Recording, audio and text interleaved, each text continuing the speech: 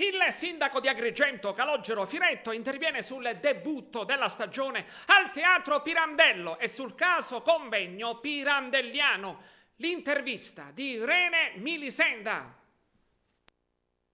È iniziata la stagione pirandelliana, appunto al Teatro Pirandello. Ieri c'è stata la prima dello spettacolo di Massimo Ghini.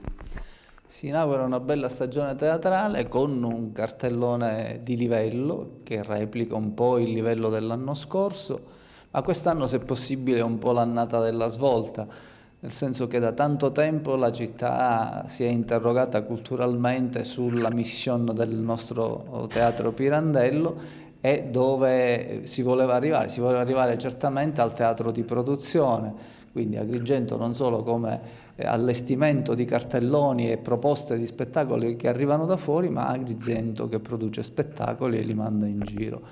E questa è l'annata buona, nel segno fra l'altro di Pirandello, quindi si raggiungono due obiettivi insieme. E poi mi piace valorizzare il fatto che dentro questo progetto ci sono attori agrigentini, è il caso per esempio di Aronica.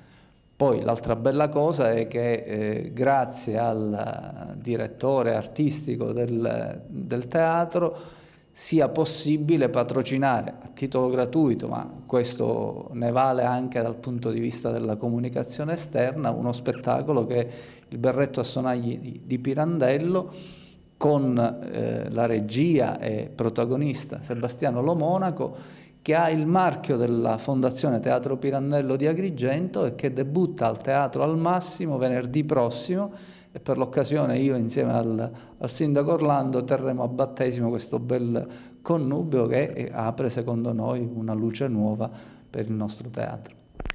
In questi giorni abbiamo assistito a quella che è la polemica per quanto riguarda i convegni pirandelliani. Oggi com'è la situazione, di cosa si parla?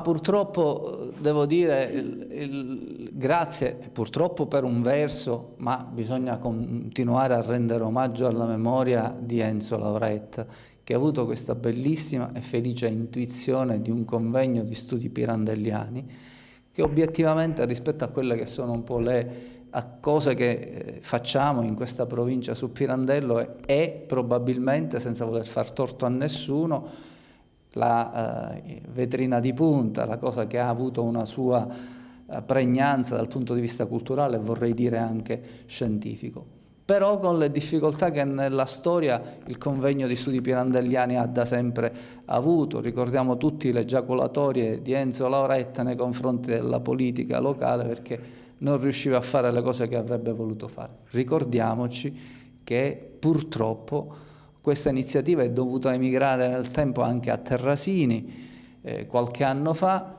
e solo grazie all'intervento di Moncade, devo dire fui anche io auspice in quell'occasione, lo portammo a Porto Empedocle e mi aveva lasciato la città.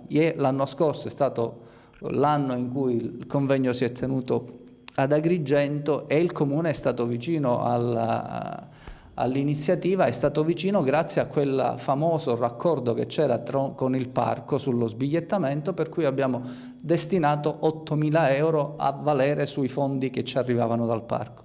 Ma come voi sapete ho fatto una battaglia in solitaria perché quei fondi fossero mantenuti, nel silenzio generale, anzi con l'attacco di una certa politica silenziosa.